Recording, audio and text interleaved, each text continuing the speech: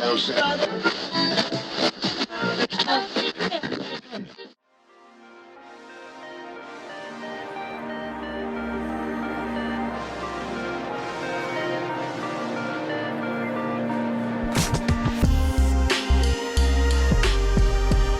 ladies and gentlemen, to another episode of Casually Kicking It.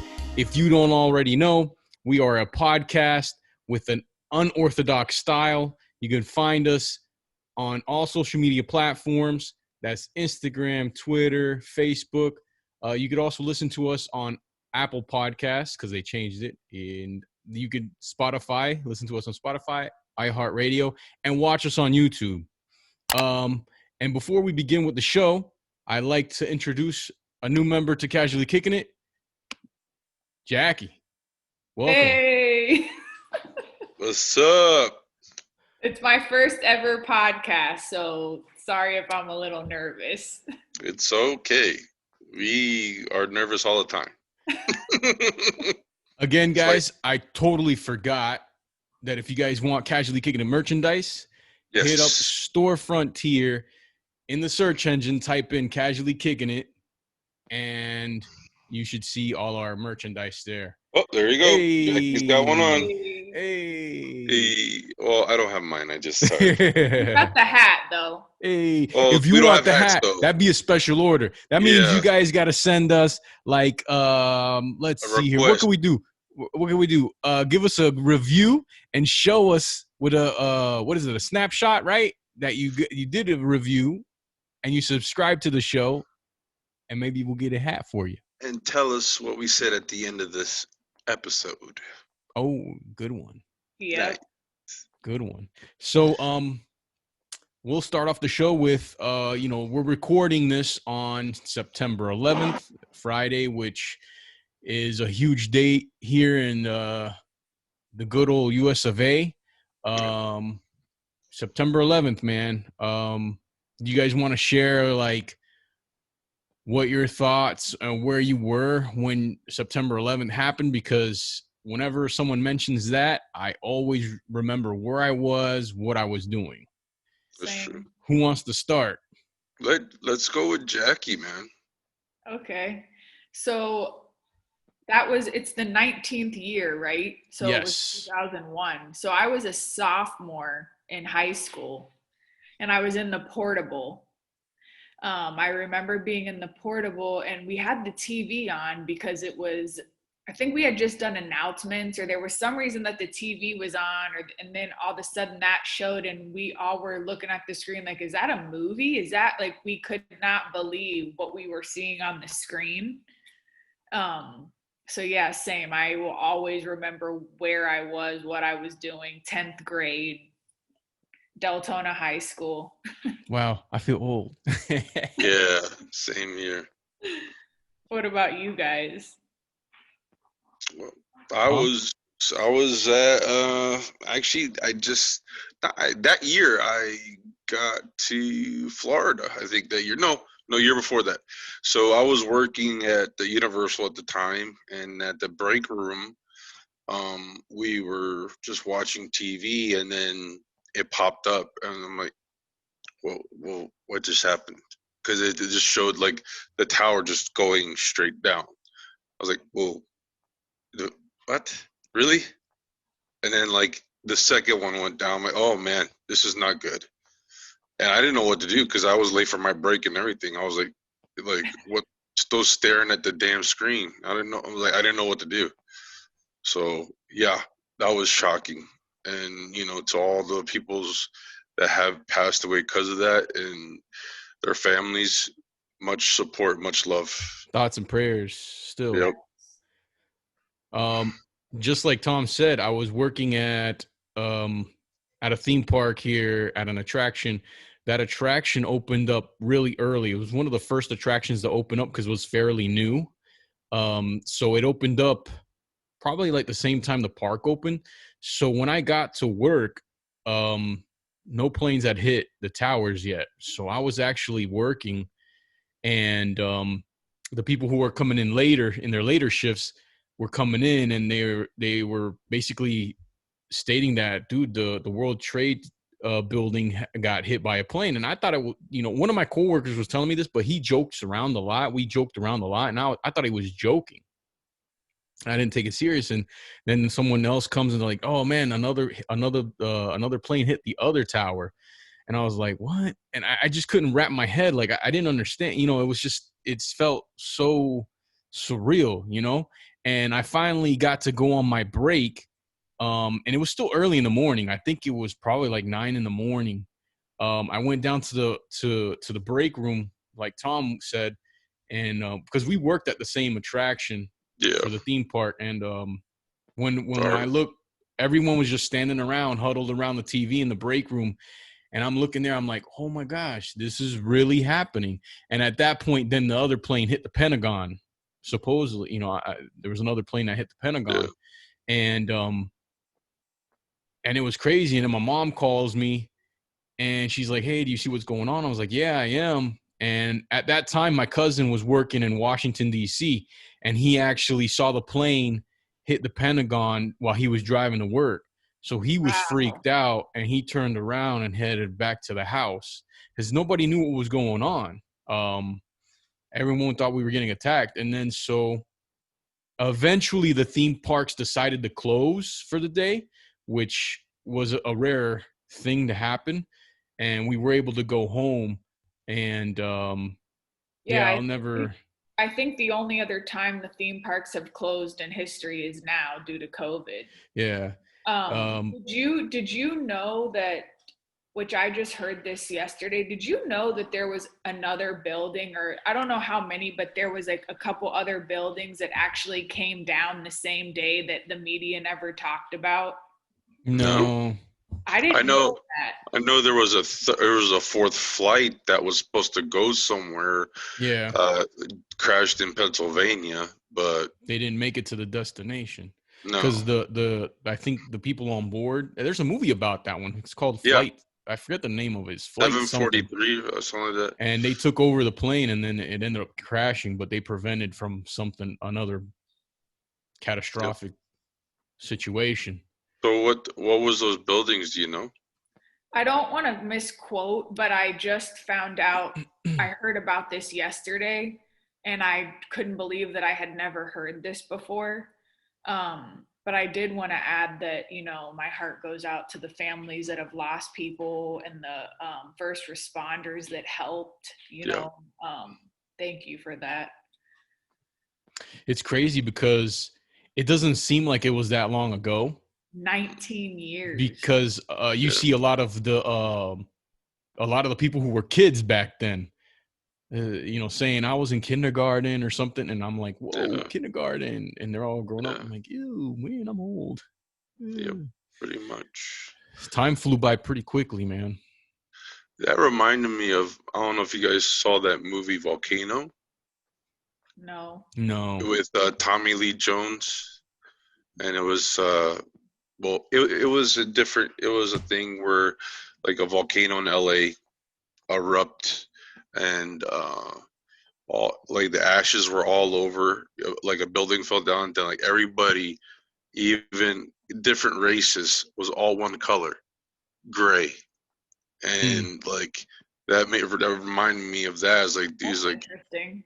This is how we came to be. It's like that day we were united. It didn't matter what race, what ethnicity, what religion you were.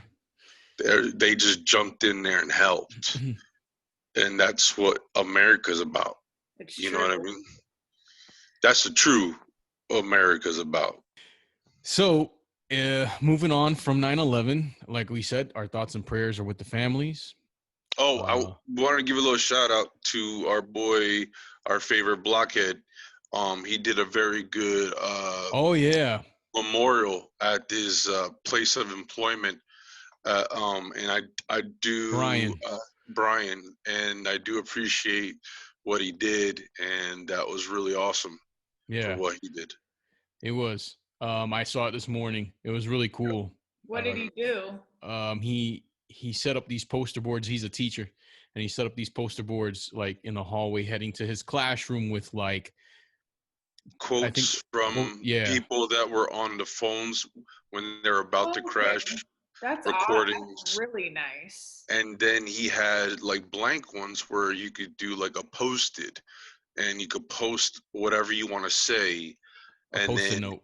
yeah, and then in the teacher's lounge, he did a little memorial with the I thought that flag. was his classroom.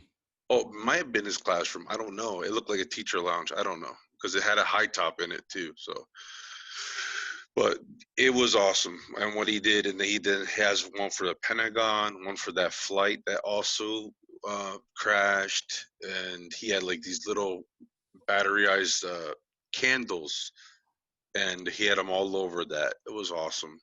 You did very well. Great. Shout Yeah. out to our favorite blockhead. Podcast. Yes, sir. Podcast love. Now, moving on to this next topic that I wanted to touch because it was a big thing yesterday, today. Football started. It has to sort of deal with sports, but not really. In case you guys don't know, there's a gentleman by the name of Skip Bayless. Let me pull it up here. He is an American sports columnist, commentator, and television personality. He is well known for his work as a commentator on ESPN2 for the show First Take with Stephen A. Smith. He debuted a brand new show on FS1, that's Fox Sports 1, with Shannon Sharp, called Skip and Shannon Undisputed. And so they basically give their opinions on certain things. And a couple of days ago, I don't know how long ago, the quarterback of the Dallas Cowboys, Dak Prescott, made it public of his fight and struggle with depression. And so they debated on that. And Skip, to me, wasn't – his comments to me were insensitive. Mm-hmm. I shared with you guys some clips of what he said. I'll give you guys the floor, and then I'll go last on my thoughts. So, I mean, you don't want to take up, because part of me wishes that you could play, like you sent me 2 clips today that I really enjoyed. I wish you could play them, but that I would wish I could too, take but I too don't want to much get in time. trouble. Well, Yeah. you can get in trouble for that? Yeah, you know, in podcast Okay. world, playing things that other people own, you could get in trouble. That's Copyright infringement. Well, Like that.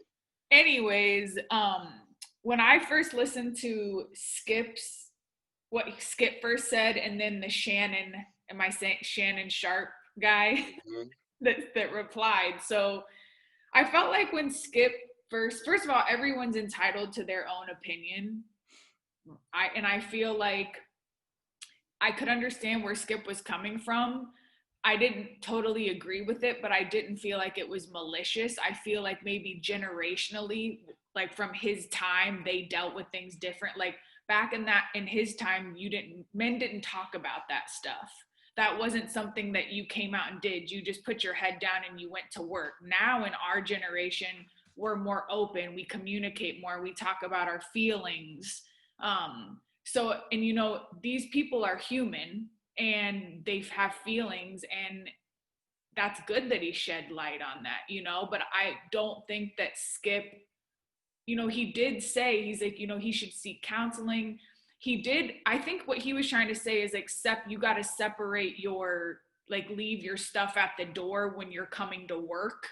But then what Shannon said, I really agree. Like, I liked what he said, because he, you know, everybody's different. Everybody handles things different. But I don't know. That's my thoughts. On my behalf, I mean, a man also suffering depression, which I'm going through. People handle their depression in different ways. Some people, they like to talk about it. Some people, they hold it in, and to a point where they can't no more. And I call that the kaboom theory. So I think by him as a leader of the, you know, he's the quarterback of the Cowboys, Dak Prescott. I think as a leader, I think he did very well on coming forward and telling his team, "Hey, I go through depression issues." I agree with that. Because I mean, you can only be so strong, and I know you're the leader, and you're the what they call him, the franchise guy, but that makes him normal by him coming out Exactly. with this depression and saying why he got it. And I don't care if it's post COVID or pre-COVID, it don't matter what time it is. Depression is depression no matter what it is. So it doesn't have a name or it doesn't have a timeline. So you can't just say, okay, you got to man up, leave it at the door, and do your job, and then leave and then deal with your problems. Your problems are always going to be there, no matter if you man up or not, or man, if you leave them at the door, you're still going to be thinking about it. So yes, get help. Yes, seek therapy. Talk to somebody. But an insensitive way, I think Skip was definitely insensitive coming off. But like, to each his own. His opinion. His more on that, like Jackie said, and during his time frame, he's like, okay, tough it up, Buttercup. Let's go to work. So that's what I think he came off of it. But also, there's two ways to go about it. Mm-hmm. So I think for me, on the depression note, don't mess with it. Don't.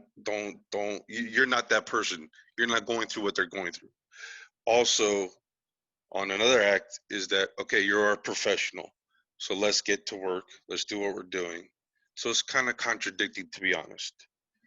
But that was me, and that guy, it blew my mind because I thought he had more sense than that, more, I guess you could say, couth. You know what I mean? And with you saying that, and sorry, when I just got to say this, I know you have something to say, but I agree with you, Tom, because I suffer from depression too, and it is like you said, some people hold it all in, or some people have the kaboom. You gotta let it out, and there's no right or wrong way. And I just think that everybody has so many opinions nowadays, and everybody's so easily offended, and everybody's so cancel culture, and everybody, you say something and then you have to apologize for what you said. And it's very, again, like I didn't agree with Skip's opinion, but I didn't think it was malicious. I literally thought that he was just speaking from a business standpoint, and I can see where it could come across insensitive. Mm-hmm. But I guess I didn't, because like I said, I don't agree with what he said, but I just don't think that after people say things that they always need to come back with an apology. I feel like that's such a fake world, and everybody, we're having to appease everybody else, and people can't really just speak freely, Mm-hmm. I agree. My point is that Skip is on public television, and he should really filter what he says. Secondly, Dak Prescott is the quarterback of the Dallas Cowboys, one of the biggest franchises in NFL history. And I think that that's a great pedestal to use this to show other people. You don't know who else is dealing with it, and other people could look up to him and see that, hey, Dak is dealing with the same thing I am, and I can get help too, and not be afraid of that. But then you have this bozo saying, hey, tough it up, Buttercup. Like, you don't do that. I'm going to read you a quote that he said. Go ahead, buddy. If you reveal publicly any little weakness, it can affect your team's ability to believe in you in the toughest sports. I disagree. That was his quote. Yeah, I disagree on that one. And just because you're the quarterback of one of the biggest franchises and you brought it out publicly, I think that's great because it shines more light on an issue that people are dealing with, and especially after COVID. Second, another point I wanted to make was Dak's brother committed suicide in April. Yep. That's okay. crazy. So, and see, with yes, that context, that changes everything. It's very insensitive the way he came about it. Yep. And then he wanted to apologize, but he didn't apologize. It was like an apology, but not apologizing. That was Fox telling him to apologize. Exactly, because it blew up in his face. And I think that he said something along the lines of, you know, if you need to get help, you should get help. He should have gotten help, or Dak should have gotten help before COVID or after COVID, whatever. Listen, it doesn't matter when you should get help or when you think someone should get help. The person's getting help regardless. That's all that matters, is for that person to get help. It doesn't matter if that person decided to get it before COVID or after COVID or whatever. Who cares? As long as they're getting the help. Well, and they came out to get the help. I will say, with, you know, you did make a good point in the sense of, especially being, you know, Dallas Cowboys, and young boys look up to him, and a lot of men, you know, watch that. And, you know, men probably have more of it's probably harder for men to be vulnerable and come out and say how they feel. So when you have these young athletes and boys that can look up to him and say, wow, like, even he gets down, like, even he's human, you know, like, that is a beautiful thing. And I do agree with everything. I think, you know, my whole take on it, though, is just how everybody is getting mad about everything constantly. And then people always have to issue these apologies when I see where it was insensitive, but I wish you could play it when Skip first said it, like, he wasn't being mean. He was just saying, no, he wasn't being mean.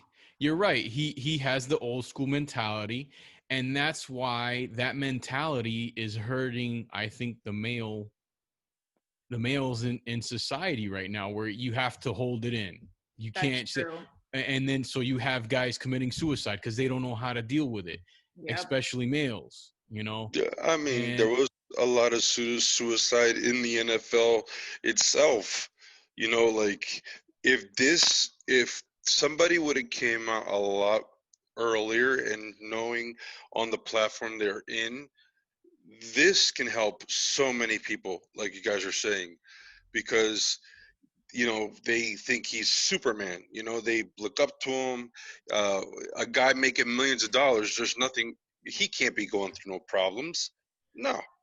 You know, it don't matter what, if you make money, if you're broke, depression is depression, has no label on it.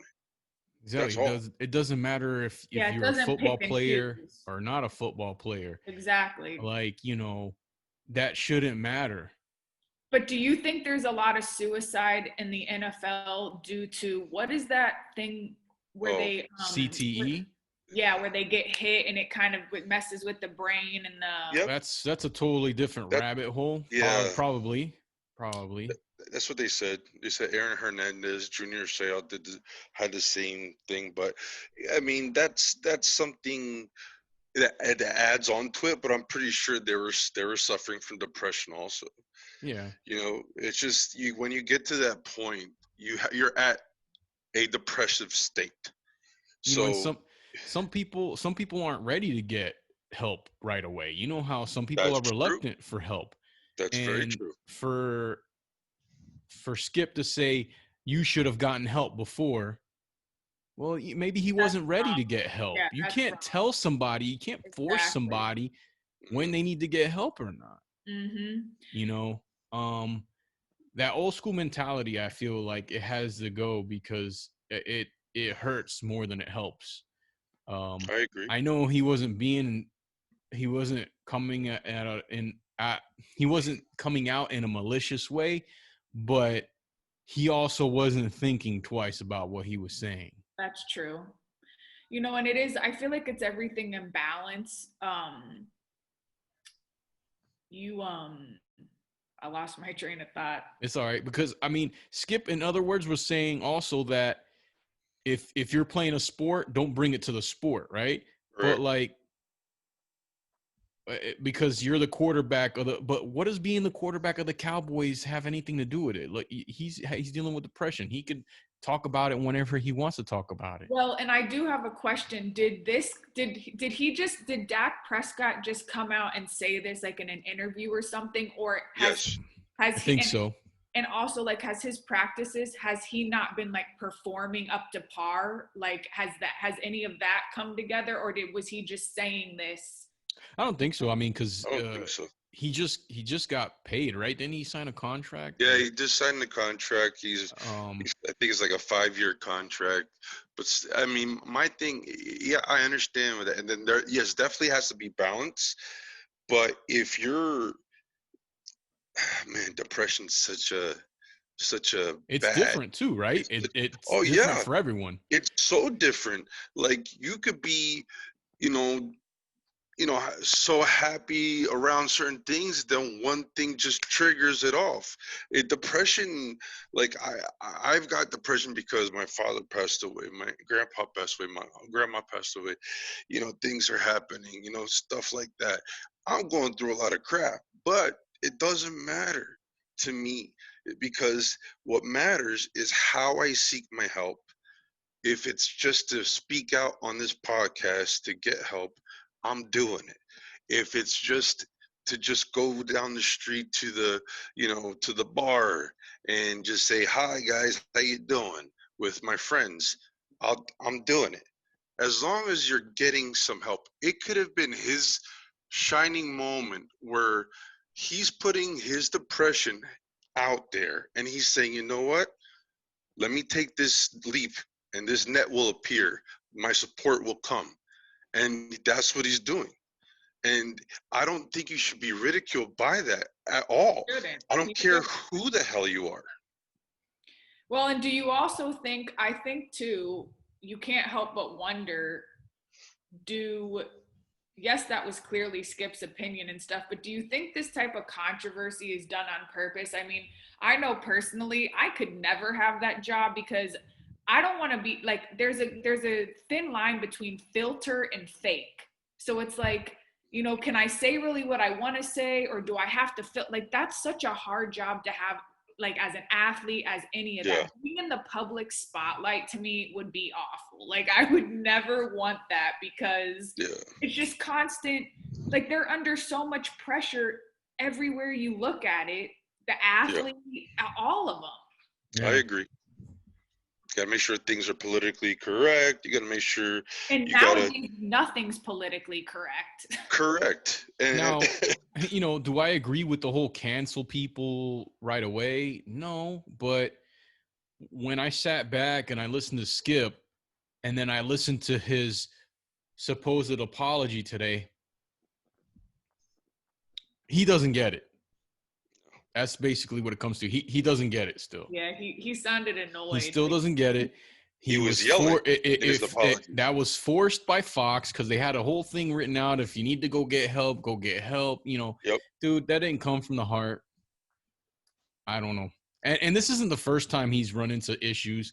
I mean, there's been other, especially females, who worked with him at ESPN because he's at FS1 right now. And I think the other day it came out that like they blew a spot up saying that he wasn't, the really nicest guy. He holds his head up high and he's got a big head. So he's like basically that, I mean, I guess womanizer type thing. So he's that typical old school white man that you can't touch me. I'm untouchable. Yep. Yeah. Pretty much. So. Is there anything else you guys want to add to the depression thing? I would like to say that if you are dealing with it, if you guys want to send us an email or contact us, direct message us at Casually Kicking It, let us know. I mean, we're, you heard Tom and Jackie, they're dealing with their own, and you can talk to somebody and go get help. Talk to somebody. It's not, don't feel like it's a bad thing. Like everyone. There's a lot of people dealing with it. I got what you said, Ed, but it is a bad thing. But don't feel like you have to restrain yourself. Go get help. Talk to somebody. Type make a blog. Yeah, Do find something. find an outlet, a healthy outlet. Yeah, find your outlet. Find what makes you just your mind just go away, and find that special happy place. I'm gonna go with Happy Gilmore, but find the happy place because when you're depressed, it's all dark. No matter what's in front of you, they could be rainbows and you're on the lightest cloud, you're still depressed and it's heavy. It does weigh so much. It does. I don't care how big you are. I don't care how small you are. Depression has no means of an end. You have to learn how to deal with it by calling out to somebody, by talking to somebody. Hit us up. I'm willing to talk to you because I know what I do for me. Jack, do you got any last words? You want to share anything? Just what Tom said, and however, find that outlet, find what helps you, get in a quiet place, talk to people that love you and care about you. All right. Well, I'm gonna move on from that. Let's bring go in to a happy place. Let's go to a happy place. I know that you guys know of a movie called Fast and the Furious, right? Oh God.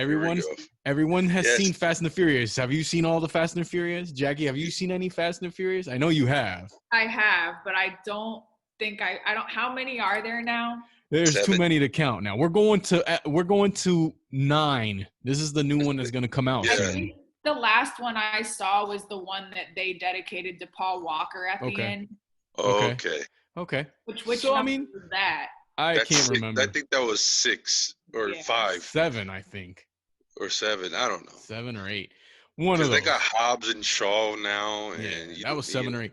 So, where do you think they'll be taking the franchise in the 9th installment of Fast and Furious? Because they just recently, I think someone broke a rumor, which now is set to be true. Is that John Cena being John Cena is part of the franchise now. Yeah. Tyrese still in it? Yes. I mean, how many movies can you do about this? Well, now they have the spin-off with The Rock and Jason Statham. They did a spin-off, so they have their own, it's under the Fast and the Furious umbrella, but it's called Hobbs and Shaw now. Yeah. So that they have that, and they're planning on doing another spin-off off of it. They have a cartoon on Netflix, Fast and the Furious, with Toretto's nephew or something like that. Wow. Yeah. So they're going to be taking Fast and the Furious 9 to space, outer space. Wow. Oh my God. Really quick though. Wants to get to Mars or something. Do you guys remember going to City Walk when they would come out and all the cars in the parking garage revving their engines and? Yeah. Yes, I remember the first Fast and the Furious that came out.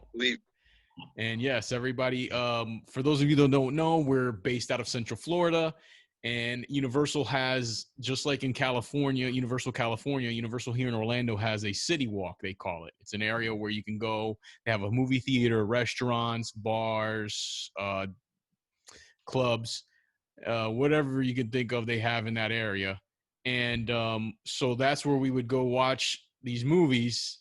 And when the first Fast and the Furious came out, that was the first movie to kind of bring out that lifestyle, the street racing lifestyle that nobody had captured. Someone finally captured it on camera and put it in the big screen. And well, we had La Fiebre that we which is the Latino version of street racing. Yes.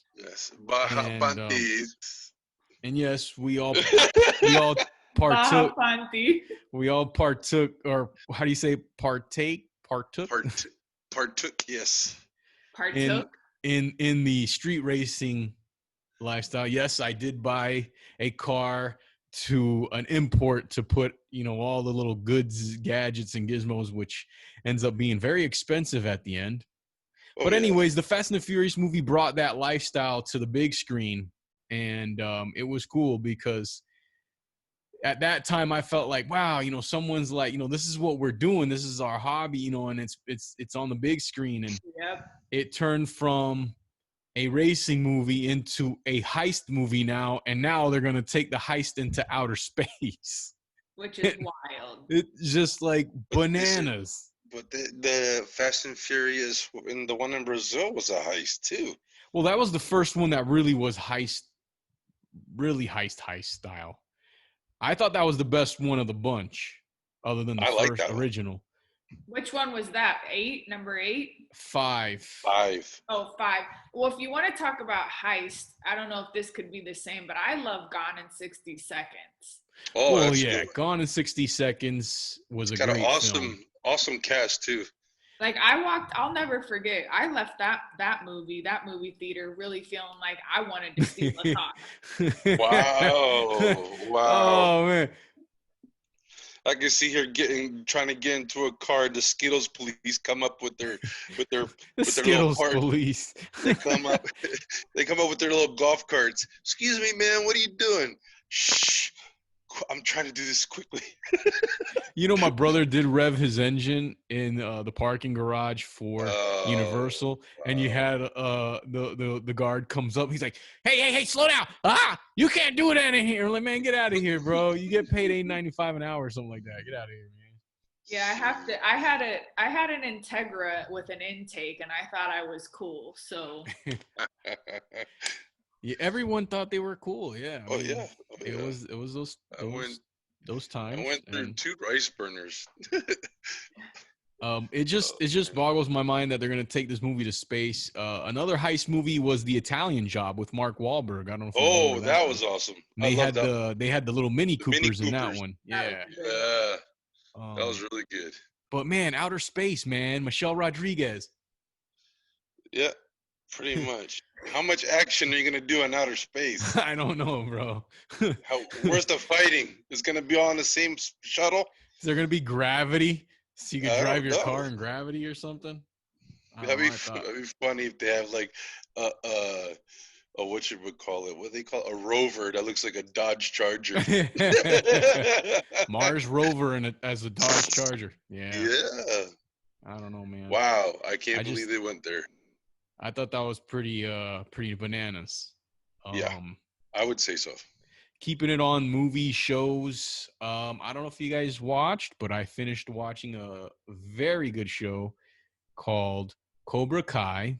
I think I mentioned it to Jackie the other day because I think you were asking me, is there anything good that you guys have seen lately? Oh. And let me tell you that this show is fan service to the T. If you've seen the Karate Kid movie, this show is fan service, nostalgia, like all the way. Okay, because I'm totally a fan of Mr. Miyagi, and I just got my second bonsai from the farmer's market. Oh, let me see it. Show it on camera. Yes, let's see the bonsai.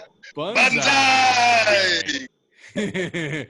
I can go grab it, but it's big. But I learned bonsai, Jackie-san. Bonsai. The man that I got the bonsai from. That bonsai is actually it's art. It doesn't have to be a certain tree, but you can make any tree into bonsai. But correct. No, I love Look at somebody's crawling in the background back there behind you. That's hilarious. We gotta watch that show.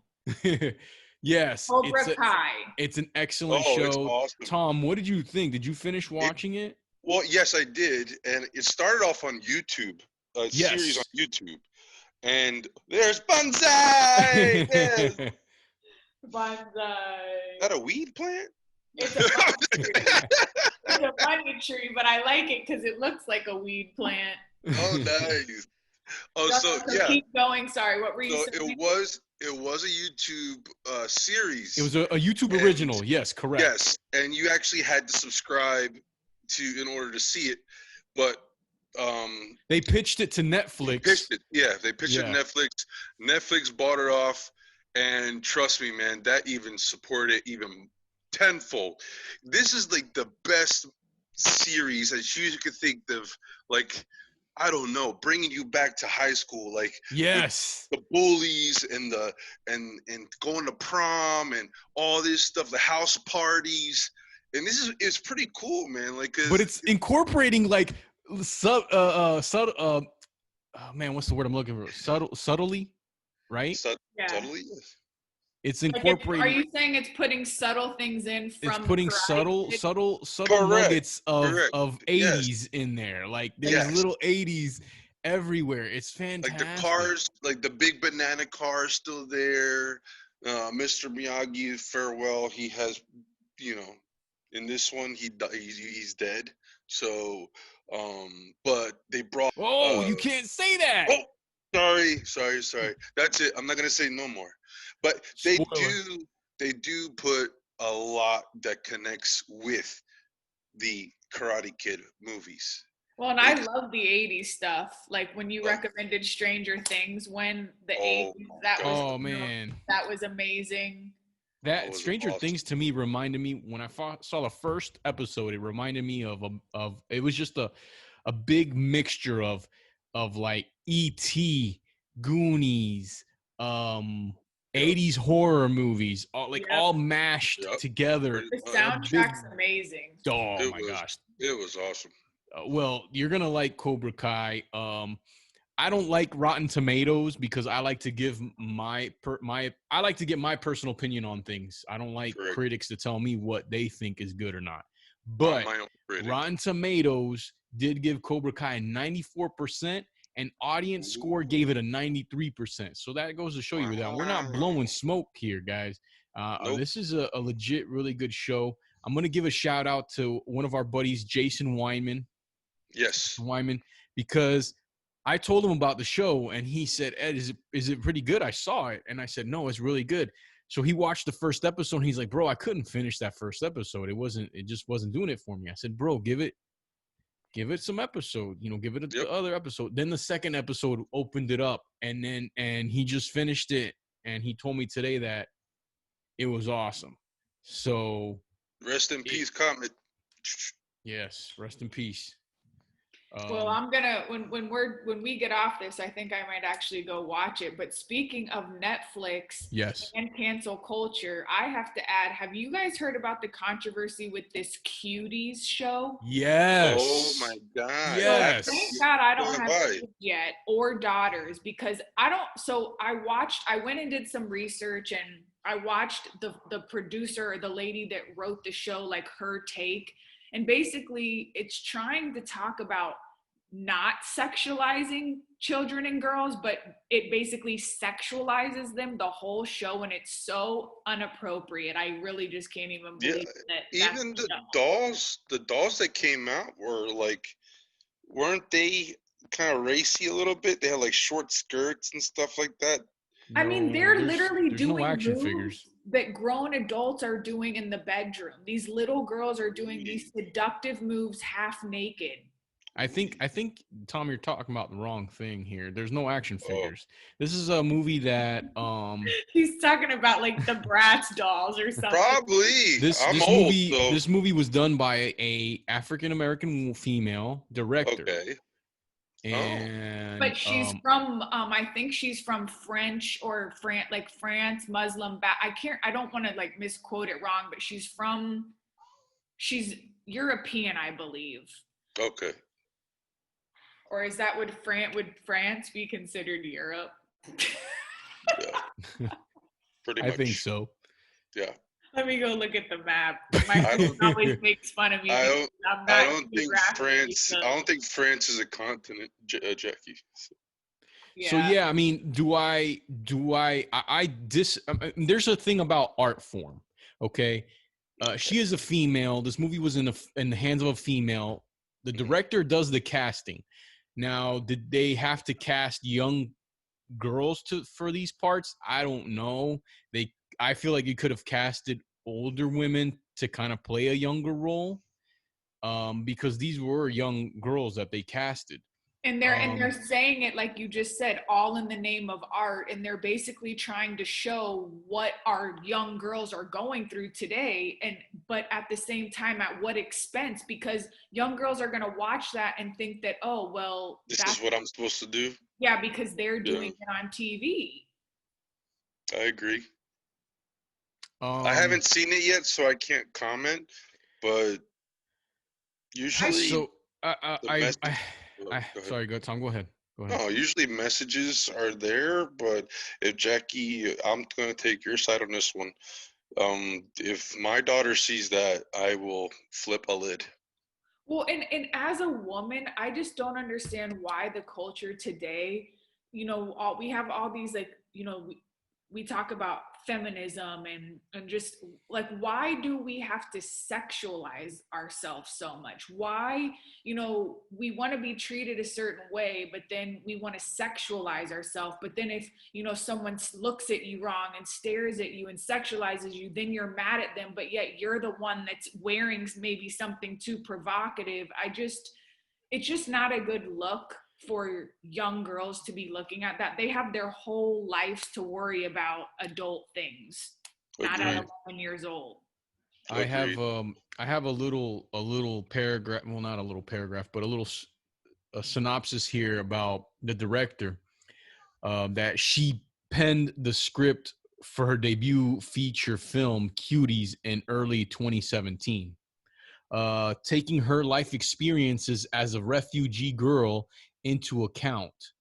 The script eventually won Sundance's Global Filmmaking Award in 2017. The film is based on a traditional Sanghalese Muslim girl who is caught and torn between two contrasting fortunes, traditional values, and internet culture, while also speaking about hypersexualization of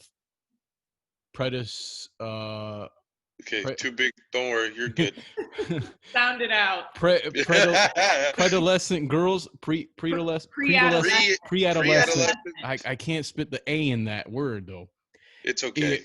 It premiered in the World Cinema Dramatic Competition sector of 2020 Sundance Film Festival on January 23rd, 2020, and won the Directing Jury Award, praising the script of the film. So let me say something really quick to that, because I think that at the end of it, there's beauty in this storm. But my whole thing is, it doesn't need to be being marketed to little girls. To me, this is more of an adult show. Is it being marketed? Because I don't know. I don't know. I just heard recently about it. I think Matt brought it up on the podcast like not too long ago. I think a couple weeks back. I don't know how the marketing has worked. So is it being marketed to little girls? Yes. If it's going off of her, how she was raised, and especially in Europe, I'm guessing Europeans were always in the whole, romantic, sexual, type of ambiance, if you would say, It's more romantic, you're saying? Correct. Like more of a passion language. Yeah, and then also, the fashion side of it, the more it's sexy, stuff like that. They use that word a lot and very loosely. So I maybe could see why she's putting it out there. I'm gonna have to watch this movie, even though I don't want to, just to see what it is about before I talk about something, because correct. I don't agree with some of this, a lot of this, but then there's a line there. Is it artwork or is this artist? I mean, it's in the hands of a female. It's not like this was a male directing this movie, and it's in the eyes of filmed in the eyes of a male. But I don't know, you know what I'm saying? Like, I'm gonna have to watch this. And on top of that, Netflix separates their kids stuff from the adult stuff. So when you log into Netflix, like I made an account for my son, and it's for kids. And when he goes into that, a lot of those adult movies or anything that's rated, they don't see that in their they don't show up. So I don't know if the movie was marketed. Like if a kid's able to go on to just regular Netflix, they're going to see it. But if a parent puts the kids own under the kids category, that movie's not ever gonna pop up. So I don't know if it is popping up under kids or not. So I got to take a look at that. Yeah, so do I. Maybe it should be like PG-13.